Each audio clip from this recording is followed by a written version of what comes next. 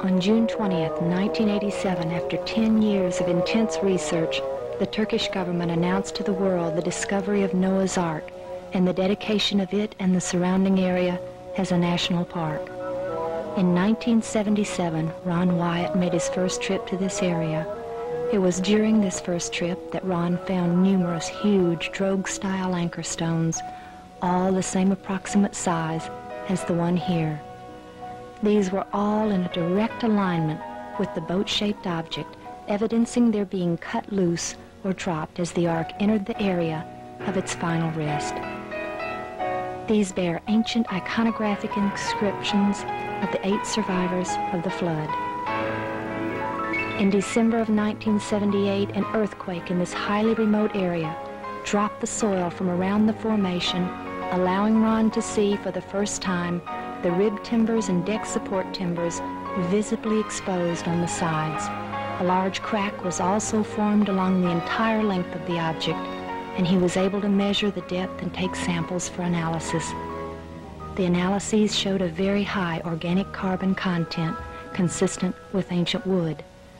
Later metal detection surveys and subsurface interface radar showed an incredible man-made structure encapsulated within the formation. Keels and keelsomes, bulkheads, decks, and even partitions between the cages became visible through these scientific devices.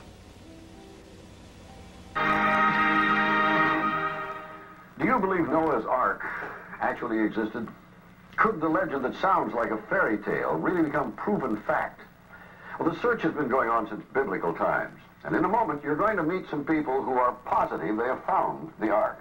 Now, we know such claims have been made before, but a few months ago, these people came to 2020 with some new and intriguing scientific findings. We followed them to the mountains of eastern Turkey. And what you'll see is a bizarre adventure with a host of unlikely characters. Tom Jarrell's story takes many twists and turns. Consider, if the biblical story of creation is fact and not fable, then the theory of evolution is all wet. A confirmed discovery would be the greatest archaeological find of all times and provide for religious fundamentalists hard evidence of the Bible's absolute reliability. Thus, Noah's Ark has become the most controversial artifact ever recorded by man. That's the seductive beauty that brings them here, snow-capped Mount Ararat.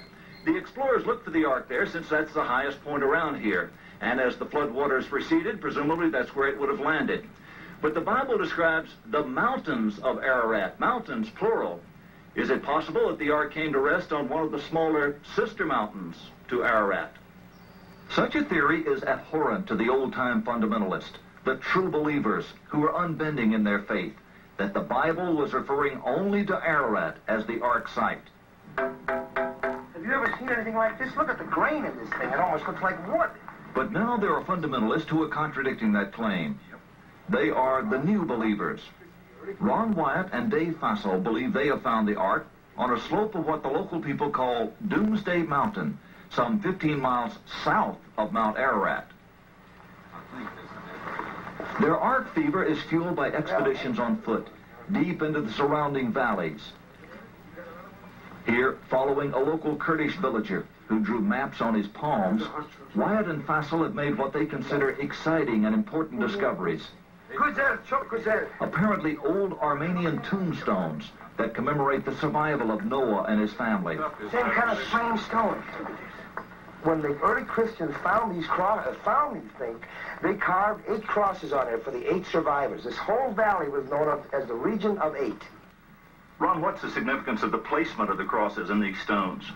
All right, Tom, this is an iconographic representation here of a man, the head of the household, his wife, his 3 sons, and his 3 daughters or daughters-in-law.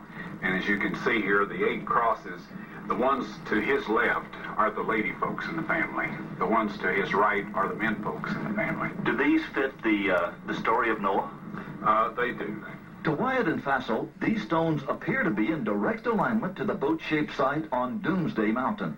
The boat-shaped site was first found and photographed by a Turkish army captain back in 1959. It was quickly explored and dismissed as a freak of nature. But Wyatt, an amateur archaeologist, rekindled interest in it a few years ago. He brought in Dave Fassel, a marine salvage expert, to assess it. The Doomsday Mountain team brought in some high technology to explore the oldest legend of man. They began scanning their site with a molecular frequency generator. It's a device used by surgeons to pinpoint cancer tumors, and it's been used by Fassel to locate underwater treasure.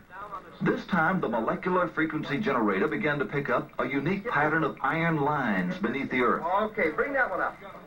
They began placing ribbons along those lines. The finished shape, outlined by the ribbons, was that of a huge ship, the approximate length and width of Noah's Ark, as described in the Bible.